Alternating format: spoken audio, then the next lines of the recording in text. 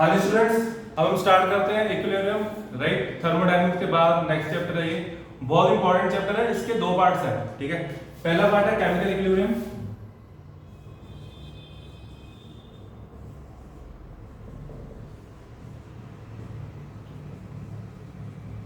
और second part है ionic equilibrium, ठीक है।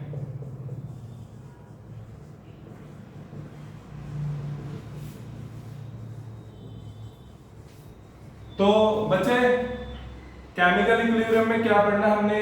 नॉर्मल केमिकल रिएक्शंस कोई किसी के बीच में भी हो, जैसे फॉर एग्जांपल जैसे H2 plus I2 in equilibrium with 2HI, right, और N2 प्लस 3, यस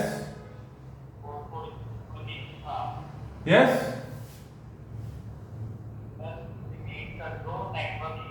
ओके, कर देता हूं वैसे।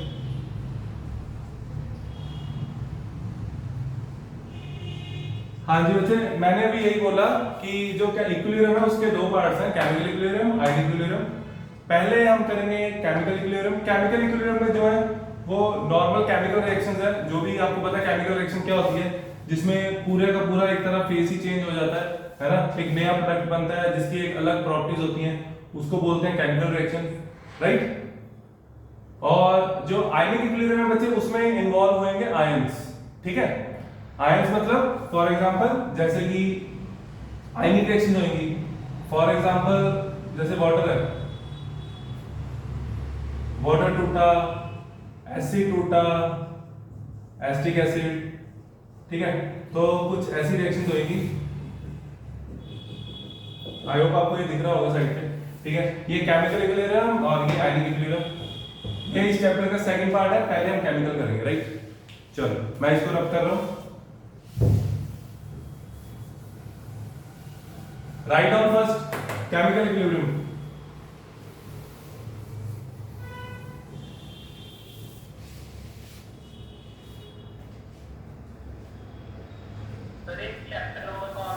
चैप्टर 7 थर्मोडायनेमिक्स के बाद 6 के बाद 7 चैप्टर इनऑर्गेनिक। इनऑर्गेनिक ऑर्गेनिक बच्चे आगे शुरू होती है, ठीक है, बाद में। Some basic concepts of chemistry, some basic concept of organic, वहां से शुरू होती है ऑर्गेनिक। ऑर्गेनिक के आपको दो ही चैप्टर हैं, राइट।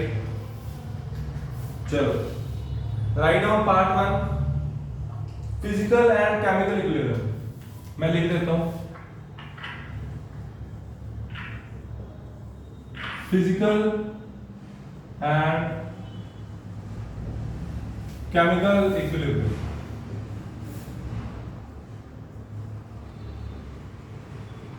राइट। तो फिजिकल इक्विलिब्रियम क्या होता है ना। यहां पे एक टर्म आई फिजिकल, कोई बता सकता है फिजिकल इक्विलिब्रियम क्या होता है? हाँ जी, फॉर एग्जाम्पल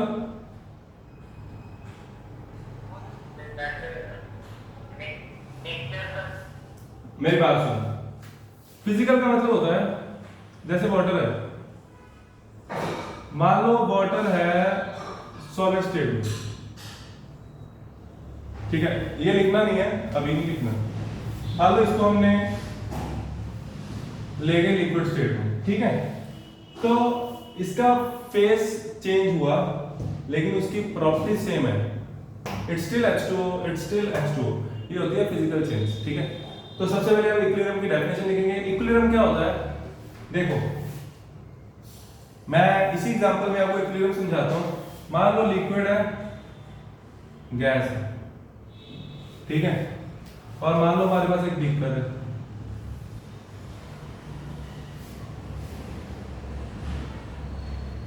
इस बीकर में पानी है, आज ब्लू है पानी पानी, ठीक है, वही वाला, और इसके बन गए वेपर।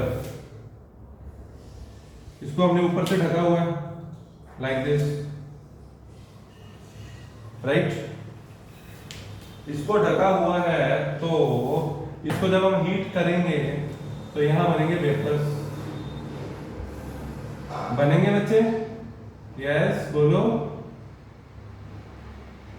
हीट करेंगे वेपर्स बनेंगे, यस और नो? Hello, yes sir. तो अब धीरे धीरे क्या होगा बच्चे, स्टार्टिंग में क्या होता है जब हम हीट करना शुरू करते हैं तो वेपर्स ज्यादा बनते हैं, ठीक है, और धीरे धीरे क्या होता है वेपर्स आपस में कंडेंस टकराने शुरू हो जाते हैं। वेपर्स जब आपस में टकराएंगे तो वो कंडेंस हो जाएंगे, और जब वॉल के साथ टकराएंगे तब भी कंडेंस हो जाएंगे, ठीक है। तो कंडेंस होकर वो वापस नीचे आ जाएगा, ठीक है। तो जब रेट ऑफ इवेपोरेशन इक्वल हो जाता है रेट ऑफ कंडेंसेशन के, ठीक है, तब आता है इसमें इक्विलिब्रियम। ऊपर क्या हो रही है इवेपोरेशन, नीचे क्या हो रही है कंडेंसेशन। तो जब evaporation rate of evaporation equal हो जाएगा कंडेंसेशन के एट इक्विलिब्रियम, मैं यहां लिख रहा हूं एट इक्विलिब्रियम। इक्विलिब्रियम पे क्या होगा rate of evaporation becomes equals to rate of condensation। हाँ जी बच्चे, this is the sign of equilibrium, ठीक है, this is the sign of equilibrium, okay. ये जो ऊपर वाला एरो होता है इसका मतलब होता है कि रिएक्शन फॉरवर्ड जा रही है, इसका मतलब रिएक्शन बैकवर्ड आ रही है, मतलब कि ये रिएक्शन दोनों तरफ हो रही है। देखो जैसे आप हीट करोगे तो वेपर्स बनेंगे, इवेपोरेशन होगी, और साथ साथ में क्या होता है कंडेंसेशन भी होती है, ठीक है। और जब ये रेट इक्वल हो जाएगा तब इक्विलिब्रियम आ जाएगा। आप लोग पहले डेफिनेशन लिखोगे, write down equilibrium is the state, write down equilibrium is the state eight which equilibrium is the state at which the concentration of reactants and products do not change with time, do not change with time।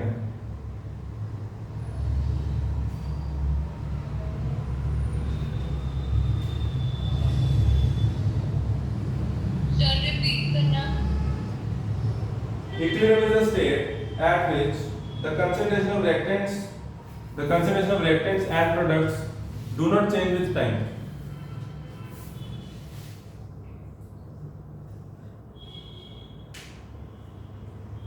और एक बात और सुनो, देखो अब होगा क्या, इसको जब मैं हीट करूंगा ना तो वेपर्स और बनेंगे, ठीक है। तो वेपर्स तो बच्चे और बन रहे हैं लेकिन साथ साथ कंडेंसेशन भी हो रही है। तो वो कहता है जितना वाटर होगा उतना ही रहेगा, जितने वेपर होंगे उतने ही रहेंगे। हालांकि नए वेपर्स बनते जाएंगे और पुराने कंडेंस होते जाएंगे। बात समझ आई? बोलो क्लियर? क्लियर? हाँ जी बच्चे, जितने वेपर्स बनेंगे, नए वेपर्स बनेंगे ना, यहां से नए वेपर्स बनेंगे, और हाँ जी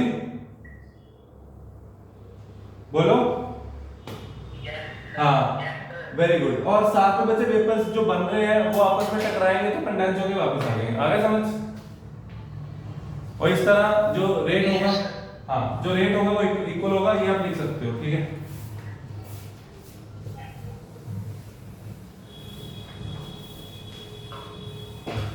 मैं थोड़ा फास्ट चलूंगा, जो काम होगा मैं बता रहा हूं, ठीक है।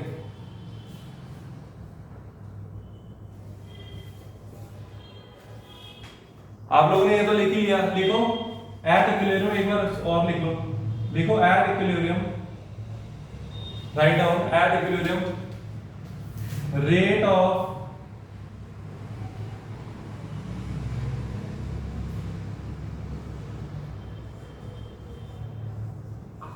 फॉरवर्ड रिएक्शन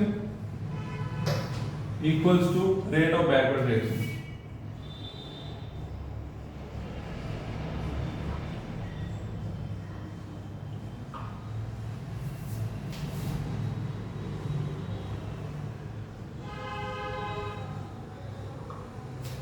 चलो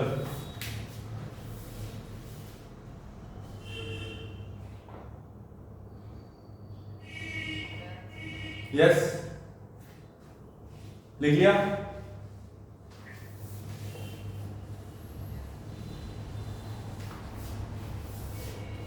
आगे लिखो definition physical and chemical equilibrium की, राइट डाउन, ये ऊपर लिखा ही हुआ है, इसको दोबारा लिखो, लिखो फिजिकल एंड केमिकल इक्विलिब्रियम। पहले हम करेंगे physical equilibrium.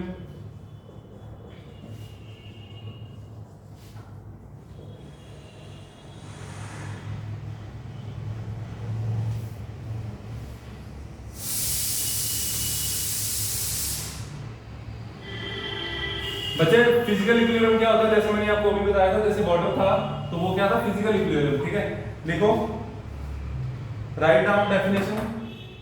The equilibrium setup ऐसे, the equilibrium setup in physical processes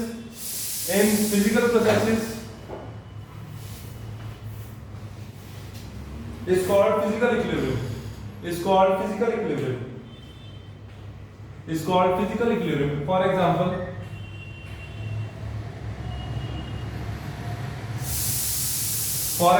melting of ice.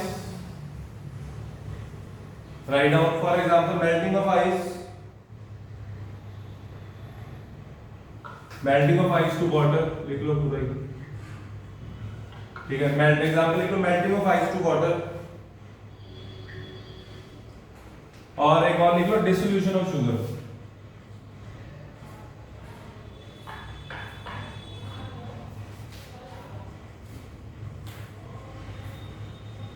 Write down.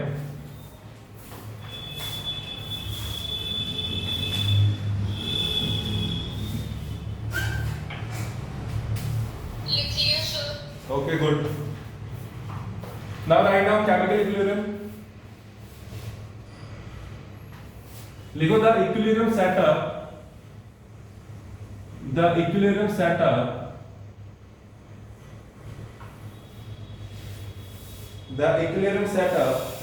in chemical processes. The equilibrium setup in chemical processes is called chemical equilibrium. Is called chemical equilibrium. Examples लिख लो बच्चे। देखो, first decomposition of calcium carbonate. Write down first example, decomposition of calcium carbonate. Reaction भी लिख लेना। ये reaction है 1273 kelvin पे होती है। ठीक है, CaO बनता है, ये भी सॉलिड होता है, और CO2 बनती है। चलो कर लो।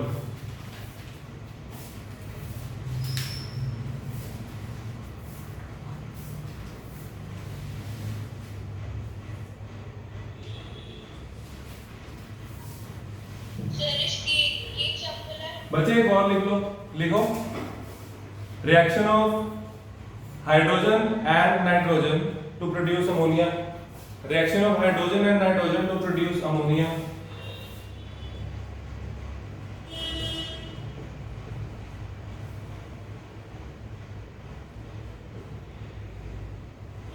and 2 plus 3H2 gives 2NH3.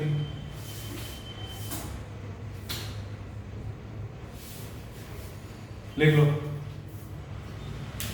लिख लिया?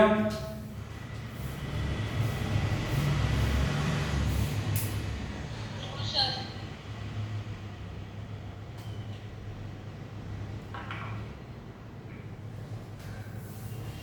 लिखिए sir. Write down next topic, equilibrium in physical processes.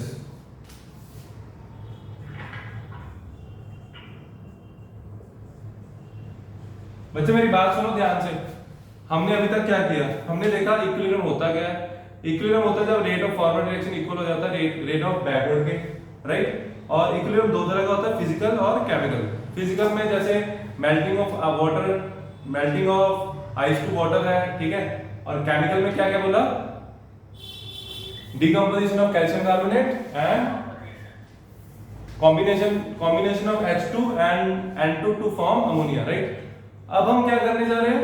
Physical processes को डिटेल में पढ़ने जा रहे हैं, ठीक है। Write down equilibrium in physical processes.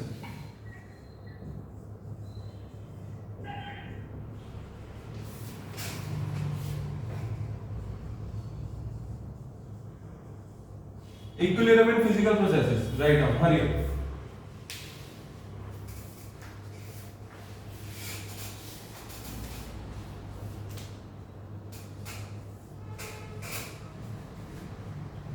Solid से लिक्विड बनेगा, ये मेरे साथ साथ लिख लो,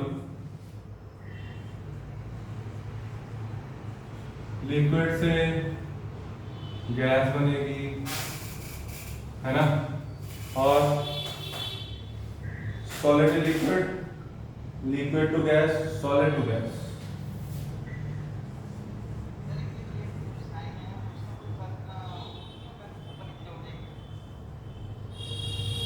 बच्चे ज्यादातर क्या होता है, जो ऊपर वाला एरो होता है उससे हम ये दिखाते हैं फॉरवर्ड, ठीक है, मतलब कि हाफ, ये इसका मतलब है फॉरवर्ड, इसका मतलब होता है बैकवर्ड, ठीक है।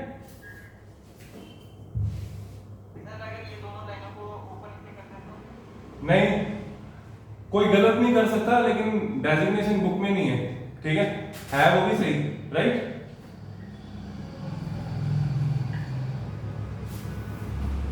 ज्यादा ऊपर नीचे नहीं करने का। चलो अब ये मैं आपको बहुत सिंपल वे में करवाने वाला हूं, इसमें मैं थ्योरी नहीं लिखवाऊंगा, आप लोगों को खुद रीड आउट करना है, ठीक है। चैप्टर बहुत लेंथी है तो जल्दी हो जाएगा। चलो सबसे पहले हम करने वाले हैं बच्चे, राइट डाउन, सॉल्व, लिखो, लिख लो। Let us consider this equilibrium briefly,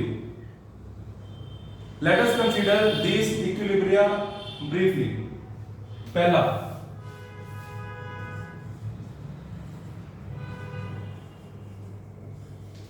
solid liquid equilibrium.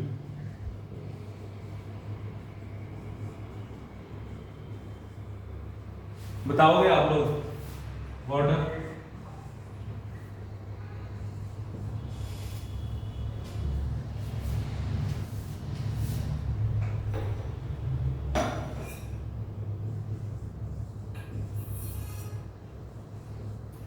हाँ जी, कोई बच्चा मेरे को बता सकता है कि ये किस टेम्परेचर पे ये हो रहा होगा? एनीवन? यहाँ पे एक टेम्परेचर क्या होगा?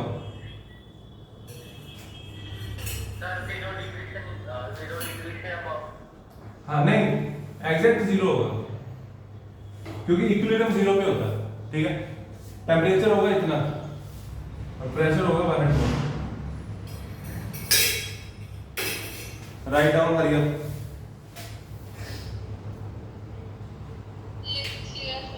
आगे लिखो एट इक्विलिब्रियम, लिखो at equilibrium.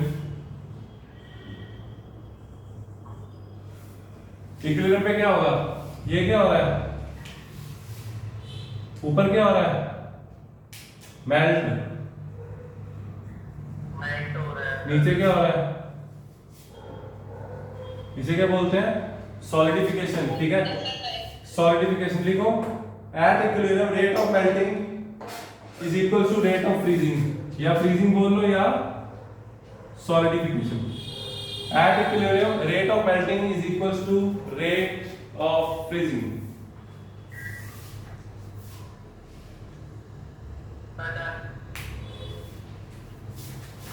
Okay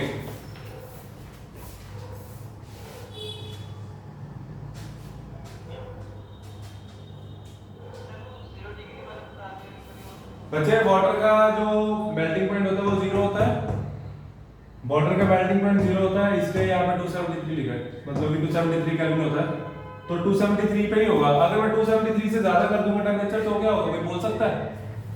what will happen if temperature is greater than 273? Equilibrium will get disturb, ठीक है। तो मेल्टिंग का जो रेट होगा वो बढ़ जाएगा और इक्विलिब्रियम नहीं रहेगा, सारा सॉलिड कन्वर्ट हो जाएगा धीरे धीरे लिक्विड में, अगर 1 डिग्री टेम्परेचर कर दिया, है ना।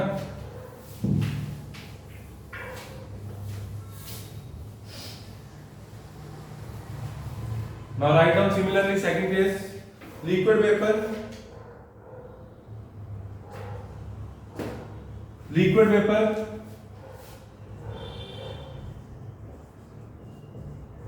या लिक्विड गैस भी लिख सकते थे, ठीक है।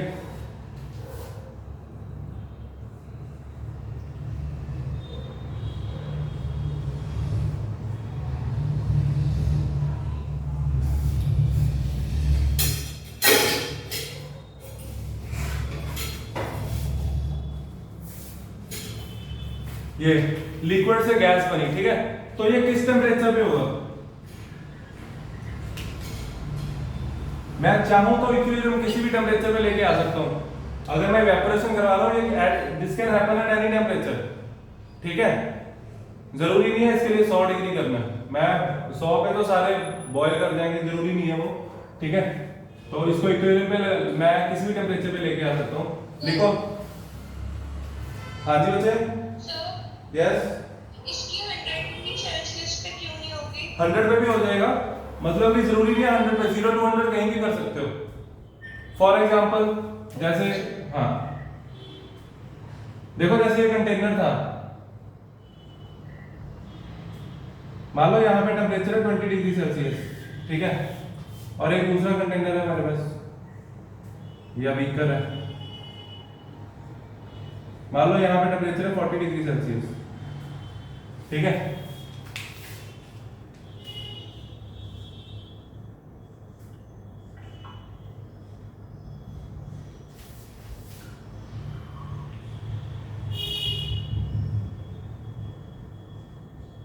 आप लोग क्लियरली देख सकते हो, इस तरफ वेपर्स ज्यादा बने, राइट? सही कह रहा हूं? हाँ, वेपर ज्यादा का मतलब क्या समझते हो?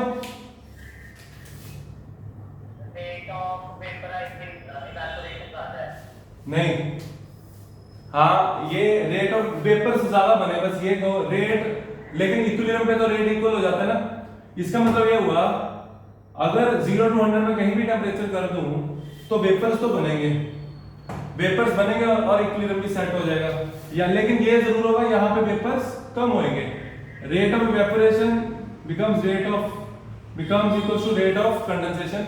यहाँ पे भी यही होएगा, rate of evaporation becomes equal to rate of condensation, ठीक है। लेकिन यहाँ पे वेपर्स ज्यादा होंगे। बात समझ आई? बोलो बच्चे। हाँ, तो ये किसी भी टेम्परेचर पे हो सकता है। 0 से टेम्परेचर यहाँ पे क्या होगा, 0 से ज्यादा और 100 तक जा सकता है, इक्वल टू 100 कर लो।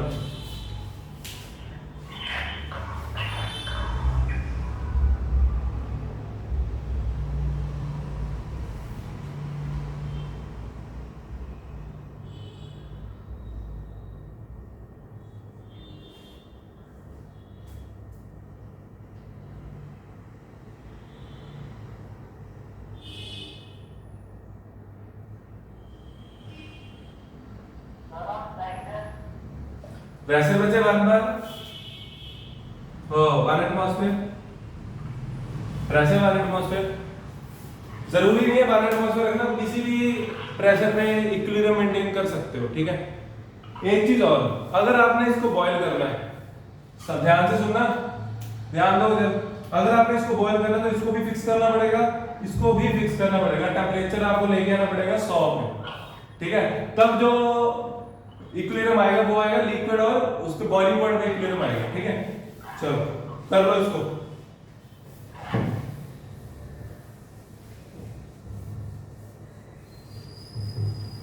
Now third case, solid gas equilibrium.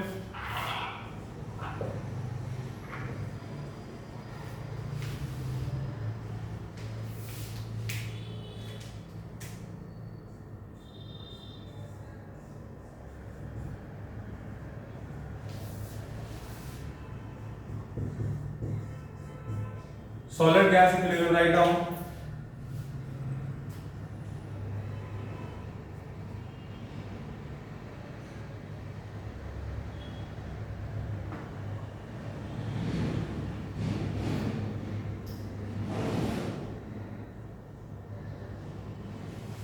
Write down करिए।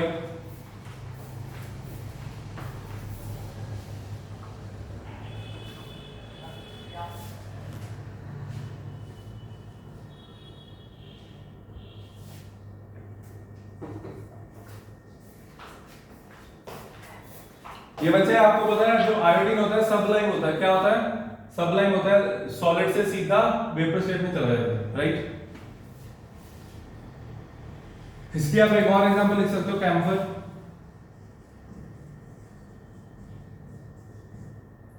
कैंपर भी ऐसे ही सीधा थोड़ा सा हीट किया,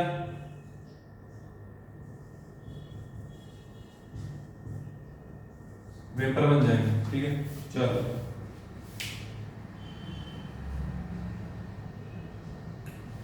अब आगे लिखो ये तीन। सर क्या कैंपर? कैंपर बच्चे कपूर होता है, ठीक है, जो आप मंदिर में आरती करते हो तब यूज करते हो। किया है कभी? किया होगा सर याद। किया होगा, मैं याद करवाता हूँ। जब डोला उड़ाया कभी, डोला दिवाली पे, हाँ हाँ, तो उसके नीचे वो कैंपर ही होता है, ठीक है, मोम होता है ना जो, हाँ मिक्स्ड होता है। आगे देखो, equilibrium involving dissolution of solids in liquids, equilibrium involving dissolution of solids in liquids, पहला केस। सेकंड केस, आप लोग एंड डाल के लिखोगे, ये केस किस बात में बनाना, and gases in liquids, and gases in liquids.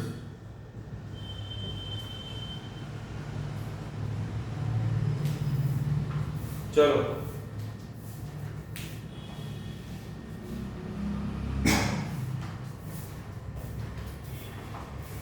अब मेरी बात ध्यान से सुनना, इसमें मैं क्यों नहीं लिखूंगा, पढ़ना अपने आप नोट्स बनाने, ठीक है, पहले सुन लो।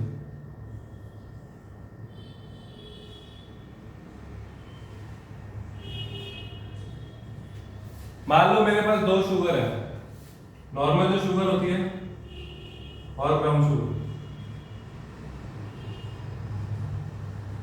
कलर्ड शुगर कोई भी ले सकते हो, ठीक है, कलर्ड शुगर। तो होगा क्या, मैंने शुगर डिसॉल्व की, ठीक है, शुगर इसमें डिसॉल्व होगी, तो जब सॉलिड को हम डिसॉल्व करते हैं पानी में, उसको बोलते हैं डिसोल्यूशन हो रही है। क्या हो रही है? Dissolution, right. तो धीरे धीरे क्या होगा, शुगर डिसॉल्व होती जाएगी और एक टाइम पे उसका सैचुरेटेड पॉइंट आ जाएगा। सही है, पढ़ा हुआ है नाइन्थ में, ठीक है, बोलो।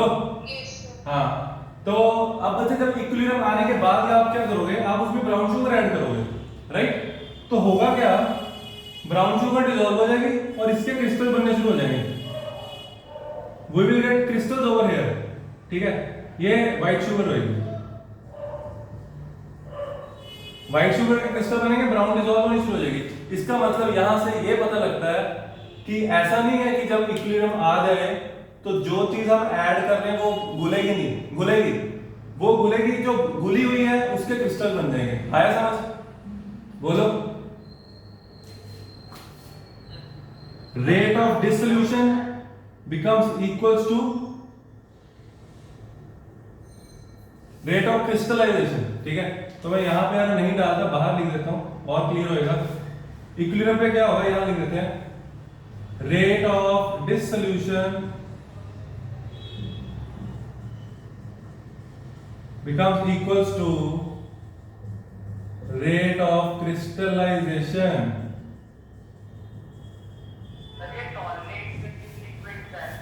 हाँ जी,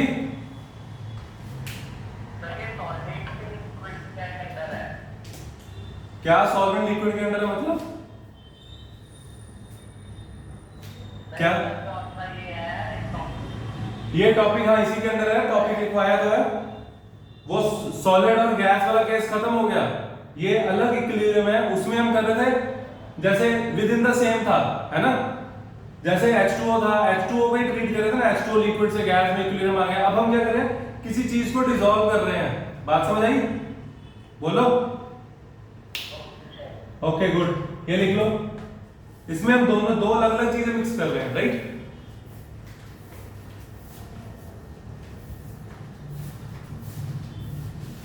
अब जल्दी से आगे देखो, लास्ट केस बच्चे, इसकी तो छोटी छोटी डेफिनेशन है ना, saturated point, unsaturation, dissolution, crystallisation, वो लिख लेना, ठीक है। आगे देखो, आगे गैसेस इन लिक्विड्स, जल्दी से समझ लो।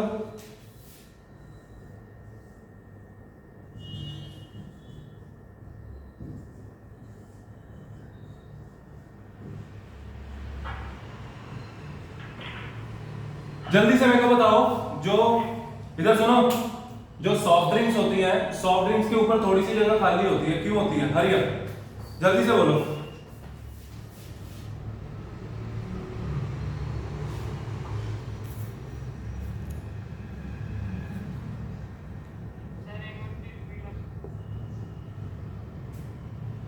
मैं कह रहा हूं जो सॉफ्ट ड्रिंक्स होती हैं, सॉफ्ट ड्रिंक्स के ऊपर थोड़ी सी जगह खाली छोड़ी होती है, क्यों छोड़ी होती है? एनीवन?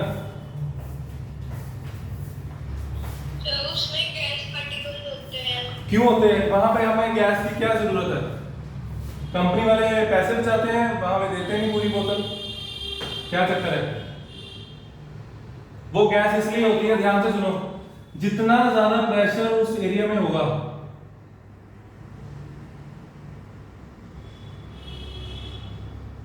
जितना ज्यादा प्रेशर यहां पे होगा, ठीक है, यहां पे जितना ज्यादा प्रेशर होगा ना, उतनी गैस ज्यादा डिसॉल्व होगी। इट मींस ये जो प्रेशर है ना, ये जो गैस है, इसके ऊपर प्रेशर लगा रही होती है, तो इसके कारण पार्टिकल्स अंदर चले जाते हैं, ठीक है। तो होगा क्या? इक्विलिब्रियम आ जाएगा। जितने पार्टिकल्स अंदर है ना, जितने पार्टिकल्स अंदर है, बीच बीच में क्या होगा, वो पार्टिकल बाहर भी आएगा और फिर से इधर से अंदर चला जाएगा, एक बाहर आएगा अंदर चला जाएगा, तो सर्कल चलता रहेगा, ठीक है। तो इक्विलिब्रियम आ जाएगा, राइट। तो ये है गैसेस इन लिक्विड्स का case.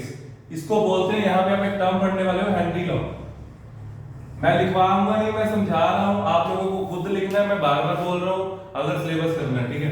Henry law, mass of gas dissolved, this mass of gas dissolved is directly proportional to pressure। मास उतना ज्यादा होगा अंदर जितना ज्यादा यहां पे गैस का प्रेशर होगा, राइट। नोट डाउन, ये होता है हेनरी लॉ। उसके बाद आ जाएगा m इक्वल्स टू कांस्टेंट आ जाएगा kp, दैट्स इट। ये हो गया आपका फर्स्ट पार्ट। इसके बाद बच्चे जनरल कैरेक्टरिस्टिक्स है, general characteristics of physical equilibrium जो हमने पढ़ा, इसी को जनरलाइज करना है, राइट। और साथ में फिर हम केमिकल इक्विलिब्रियम शुरू करेंगे कल, okay. This is your today's lecture. इसको अच्छे से करना, नोट्स बहुत अच्छे होने चाहिए, right. Okay bye, thank you.